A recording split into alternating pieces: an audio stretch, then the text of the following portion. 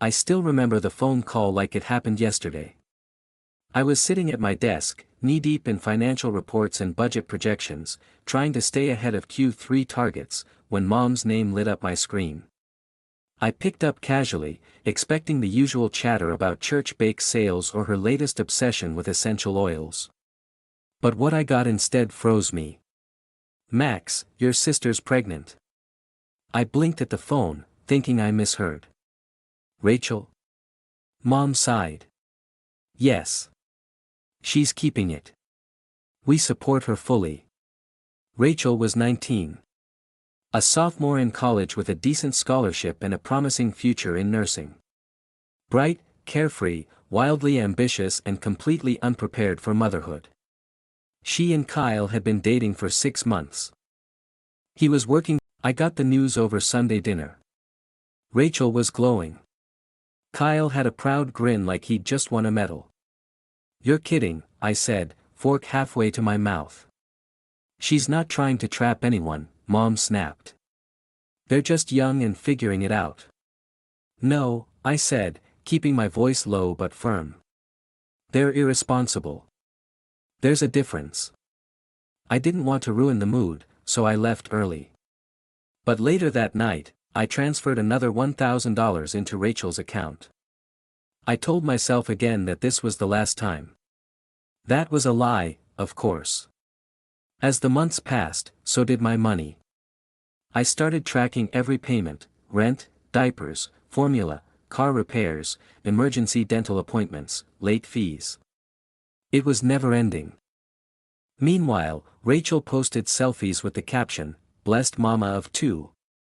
#grateful #momlife. Her feed was filled with park days and baby milestone pics. I was eating microwave noodles in my tiny studio, trying to negotiate payment deadlines with my own landlord. Some nights I lay awake, wondering if I was the fool for caring. I wasn't their father. I wasn't their savior. But I was their crutch.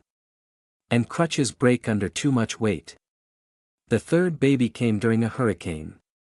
No, not a metaphorical one, a real hurricane. They lived in a low-lying area and had to evacuate. Kyle's car had broken down again, and Rachel was 37 weeks along. Who did they call? Me. I booked them a hotel for a week. Paid for a replacement car seat, and transferred another $700 for emergency expenses. She gave birth 2 days later in a different city. Another boy. This time named Elijah. When the storm cleared, so did my patience. I asked Mom why they hadn't prepared better. "God provides," she said with her usual serene smile, like that answered anything. "No, I provide," I snapped. "God doesn't Venmo you rent money." Mom didn't appreciate that. She gave me the silent treatment for a week. Rachel and Kyle came back and settled into another chaotic routine of toddler tantrums, sleep-deprived nights, and complete financial dependence. Kyle picked up a second part-time gig, but it was seasonal. Rachel stayed home with the kids. My parents, deeply religious and nostalgic about large families, called it God's plan. I called it financial abuse. But when I voiced that opinion, I became the villain. "Don't you love your nieces and nephews?" Mom would ask. Of course I did. But love without boundaries isn't love, it's enabling. They didn't see it that way. To them, my refusal to keep funding this mess was cold-hearted. But to me, their willingness to let me suffer silently was far worse. By now, I had stopped being surprised and started being resentful. Rachel didn't even tell me she was pregnant again. I found out from a social media post with ultrasound pictures and sparkly captions, "Baby number 4 on the way." Feeling so blessed. I stared at the screen, seething. She hadn't even had the decency to tell me personally. I waited for the call. It never came. So I called her. "Rachel, what are you doing?" "Oh, hey Max. Yeah, I was going to call you. We're really excited. You can't afford another kid. We've gotten by so far, haven't we?" she said, with a little laugh. Like this was a game we'd keep playing. You've gotten by because I've been subsidizing your life.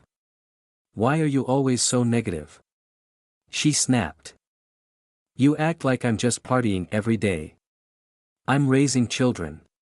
I wanted to shout, to scream that raising children requires more than love, it requires responsibility.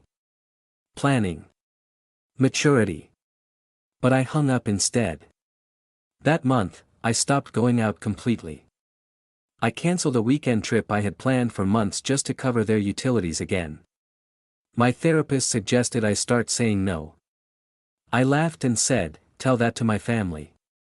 Every holiday, they'd parade the kids around, all dressed up like little angels.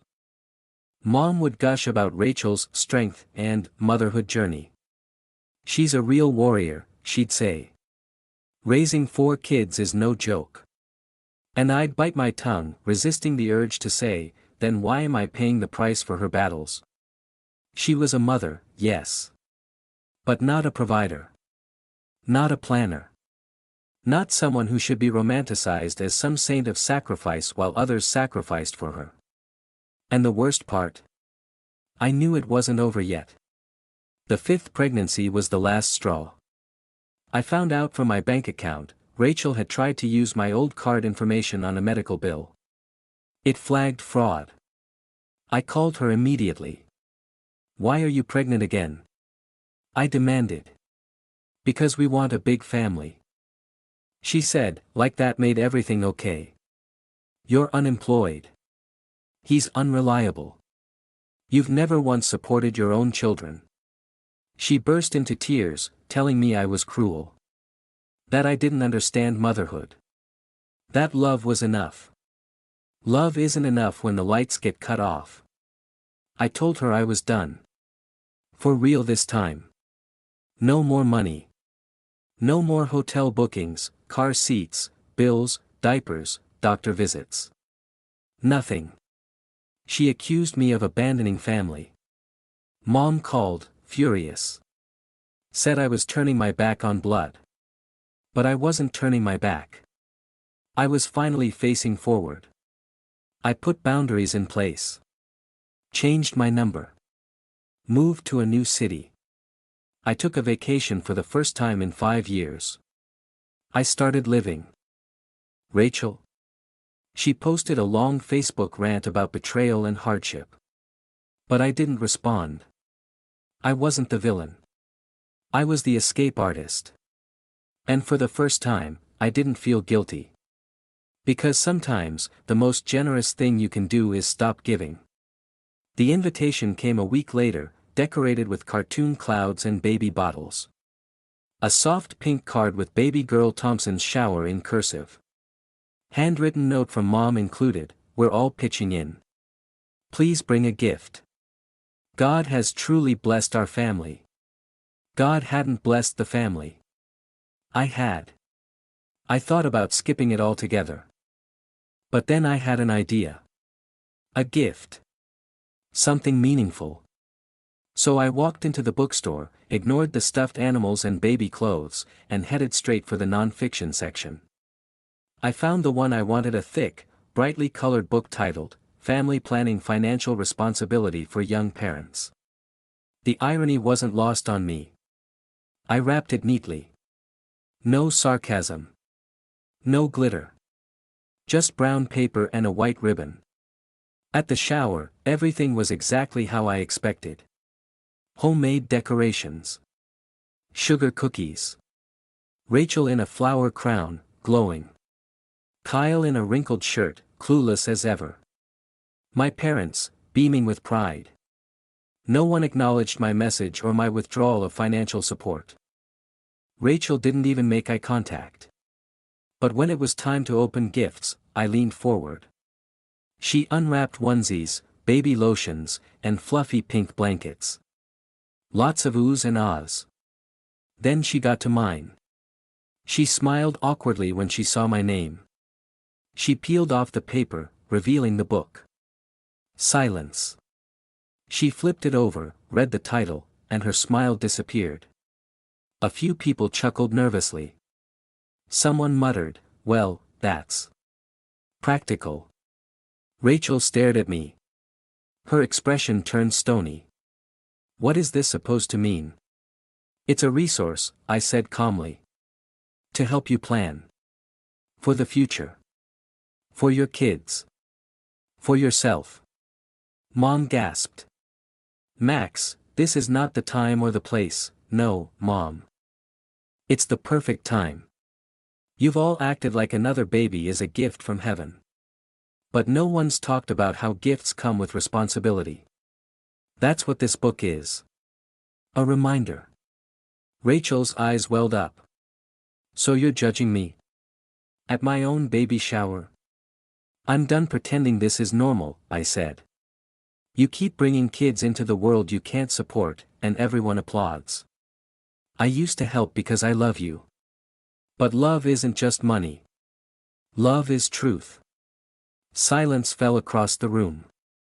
"I'm not funding this anymore," I finished. "And if you think that makes me the villain, fine. At least the villain has boundaries." I stood up, nodded politely, and walked out. I didn't slam the door. I didn't look back. I drove home that night and slept like a baby for the first time in years. Because finally I wasn't the crutch anymore. When the invitation arrived, it felt more like a dare than a gesture of inclusion. A pastel pink card in a glittery envelope. "You're invited to Rachel's baby shower. Celebrating baby number 5. It was held at a local church hall, hosted by my mother and a handful of Rachel's equally oblivious friends. There were cake pops, diaper games, and a registry filled with items I'd already bought 4 times over in the past. I almost threw the card away. But I went. Not out of support. But out of resolve. I wanted to see their faces. I wanted to look my family in the eye and show them that I wasn't angry anymore, I was simply done. The place was decorated like a Pinterest board exploded. Balloons, tulle, glitter. Rachel wore a sash that said Mama of 5 and posed for pictures with Kyle, who looked like he was trying not to fall asleep. The whole scene felt surreal, like a performance for people who hadn't paid for the ticket. When it came time for the gifts, everyone gathered in a circle. Rachel opened onesies, bibs, and toys with dramatic gasps and giddy laughter. Then she reached mine. It was neatly wrapped. Simple craft paper. A gold bow. She smiled. "Oh, Max. You came through after all." She opened it slowly. And there it was. A family planning book. Titled, "Making Smart Choices, A Guide to Parenthood and Birth Control." Silence swept the room. Rachel froze. Her smile cracked. Kyle looked away. Mom's face twisted in restrained horror. "What is this?" Rachel asked, voice tight. "A gift," I said calmly. "For the future." Someone gasped. A friend muttered, "That's so rude." Rachel stood up. "Is this a joke?" "No," I replied. "You've had 5 kids in 7 years. You live off the backs of other people. I'm not paying another cent to fund irresponsibility. You think I'm some kind of welfare queen?" She shouted. "I think you're a grown woman who keeps making choices she expects everyone else to pay for." Mom stood. "Max. That's enough."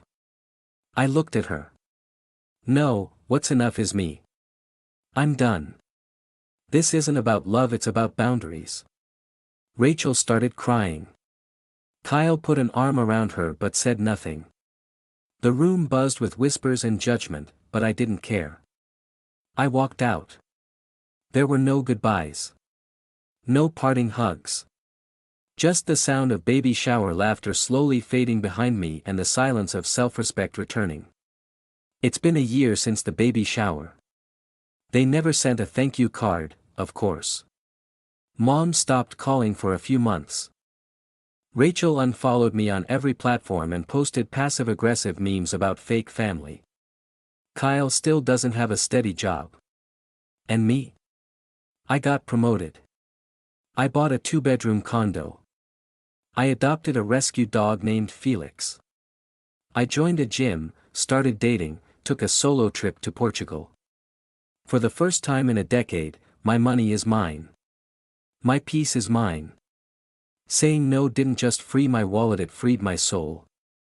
I didn't do it out of spite. I did it because enabling someone's poor choices isn't love, it's sabotage in disguise. I gave until it hurt, and then I gave some more. I sacrificed opportunities, relationships, mental health, all for a version of family loyalty that demanded martyrdom. But now, I understand something I wish I'd learned sooner: love has limits. It's not unkind to say, enough. It's not betrayal to protect your own life. It's wisdom. It's survival. Rachel still lives with mom and dad. They continue to foot her bills, babysit constantly, and host prayer circles about divine provision. I don't hear from them often. But sometimes, late at night, I think about those kids. I hope they grow up to break the cycle. I hope one of them picks up that family planning book one day, reads the notes I scribbled in the margins, and understands that planning for your future isn't selfish, it's responsible. And maybe then, just maybe, they'll understand why their Uncle Max stopped showing up with his checkbook and started showing up for himself. Because in the end, the best gift I ever gave my family wasn't money. It was reality.